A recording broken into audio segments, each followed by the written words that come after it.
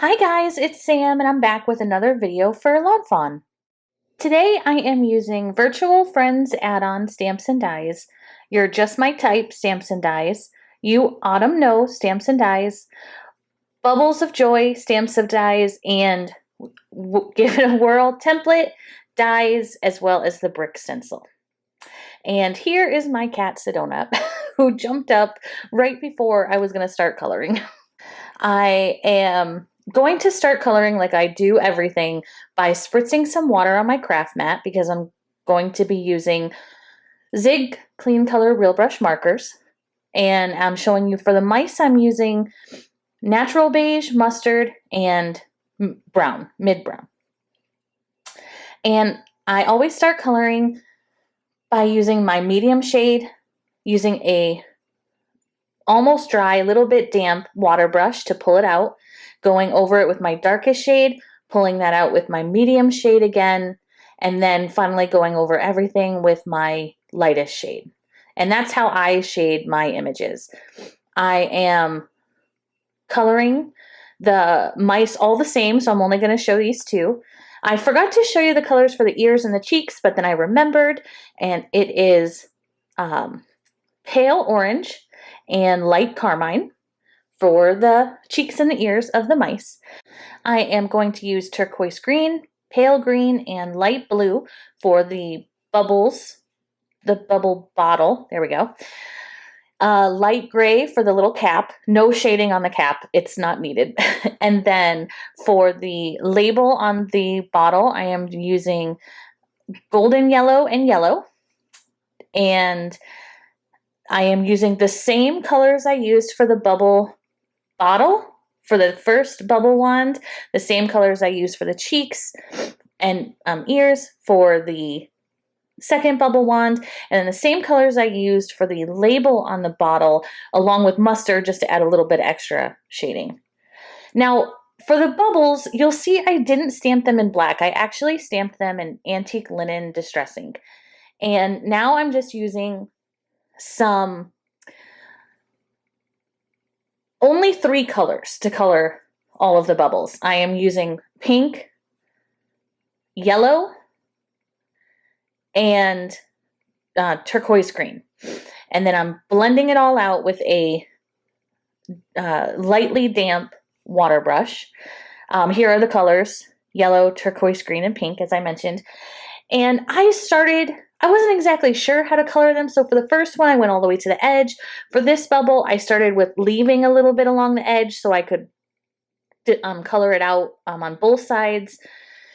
But everything's the same. I'm having the yellow meld with the pink to get a little bit of orange, the pink to meld with the blue to get a little bit of purple, and the blue to meld with the yellow to get a little bit of green. And it's a little bit of a rainbow in every single bubble. I do the same thing for all of the bubbles. I'm going to show you how I color each of them, though.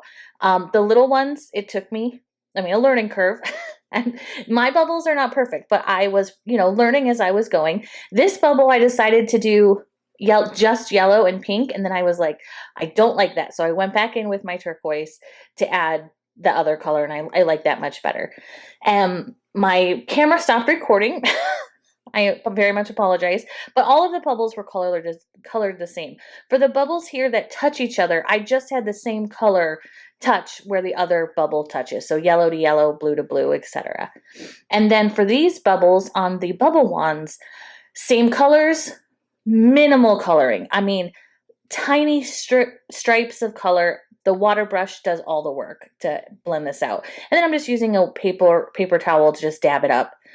And I thought, well, I might as well show you how I color another one. And as you can see, it's just the same 3 colors. Not a lot of water, but more water than I would color a typical image in, because I wanted the rainbow bubble to be kind of see-through, kind of give it a whisper of color, if you will. Obviously, these are very bright bubbles and rainbow, and I love them very much. But this was my first attempt at coloring the bubbles, and I'm not mad at them.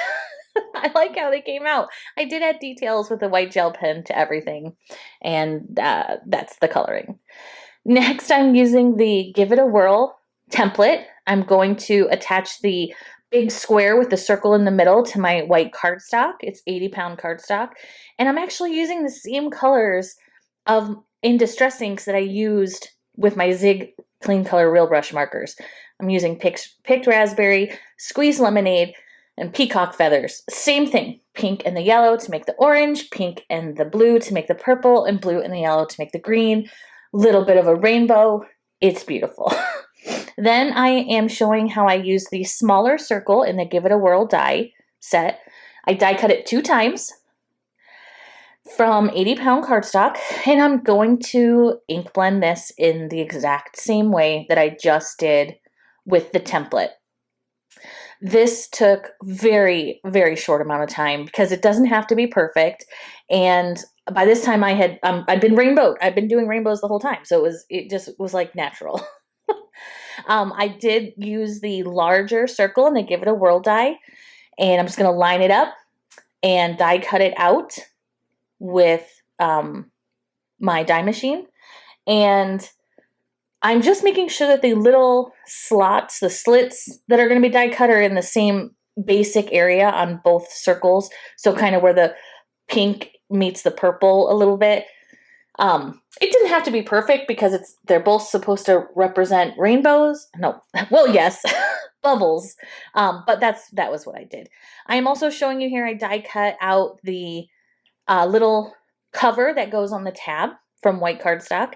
And next I'm using some white cardstock in my brick stencil. I am using this on fog cardstock, which is my favorite cardstock because it's gray, but it's not overwhelmingly gray. See, this is white embossing paste, and you can see it's definitely different than the gray, but the gray is very, very light, and I love that.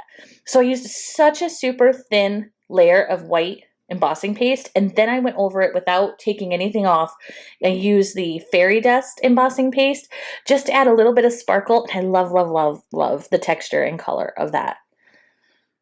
I am now using the small circle that we die cut in rainbow Distress Inked to heat emboss the sentiment. That will be what is twirled out of our scene. And now I'm just going to line everything up and show you how I die cut everything and where it all came from so we can put the card together. As you can see, the one we used with the template is the largest circle. We cut 2 circles with the smaller circle, and then we cut one of the little zigzaggy from white cardstock, and the rectangle with the slot in the middle we cut with computer paper. And it's very thin, and we're just going to fold it along that crease. I just use my bone folder to just make sure that it's nice and crisp. Then we're taking the circle. I did not ink blend. This one you won't even see. I could have ink blended it, but we're not even going to see it. I'm adding a little bit of adhesive to one side. Then I'm using the small circle I did ink blend with the sentiment, flipping it over, and attaching the small tab that we folded right underneath the slit.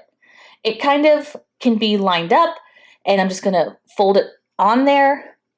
It just butts right up to the slit, and it's really easy to do. You can see right where it lines up. Then I'm taking the white circle we did not ink blend. I'm adding a little bit of adhesive to the folded over tab. Then I'm going to attach the circle to the other circle with those tabs. I'm just making sure to line up the slits using my bone folder to make sure it's sealed and adhered nicely. And now I'm going to use this little, I'm going to call it a zigzag doodad. And all you're going to do is add adhesive on the little zigzag part, not the whole thing. And you can see that little curved edge lines up perfectly along the slit with the circle of the die cut. So the circle is lined up and the slit of the circle is lined up with the zigzag doodad. And we're almost done. That's basically it. I did add ink to that pull tab cover. I decided I didn't like it, so I die cut it again with fog cardstock. And now I'm just going to add it on top, easy peasy. And we're going to make this whirl. Let's make it whirl. Let's give it a whirl. You pick up your large circle, insert the tab through the slit, and then look at that. it's going to twirl. Now you have to work it through a few times to make sure that it is going to work. But yeah, look at that. It's just a bubble within a bubble, and I love it. And now we're just going to put this card together. I started to attach all my images. I am using the jumbo glue pen because of the texture with the embossing paste. It's hard to glue. Tape might not have made it stick so well, so I'm using the glue to make sure it's not going anywhere. And I'm just attaching things and going along my merry way, seeing where I want all the bubbles to be. I have not attached the circle to the card base yet because I wanted to make sure that it was decorated the way I wanted it.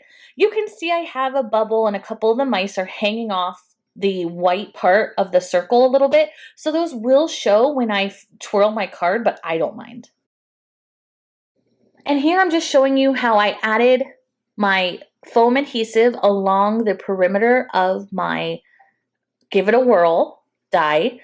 And I'm going to attach it to my card and let it sit and attach, really adhere, while I go ahead and make sure I have the rest of the images attached to my card front. I just think these little mice playing with the playing with the bubbles are adorable. And look, boom, may your day be filled with bursts of joy. I even added little bursts to some of the balloons because the sentiment. And it's so cute. That was so fun. I could do that all day. It was so fun. I'm just going to fold a 110-pound piece of white cardstock and attach my card to it, and the card is done. And look how adorable these little mice are. It spins so easily, and I think it is so fun. I can't wait to see the recipient open this card. And thank you so much for joining me on this card making adventure. Have you tried Give It a Whirl? Comment below and let me know. I want to see what you make because I want to see all the ideas. I think it's adorable. Thank you so much again for joining me. I hope you have a great day and be sure to check us out on the Lawnfawn blog. Bye!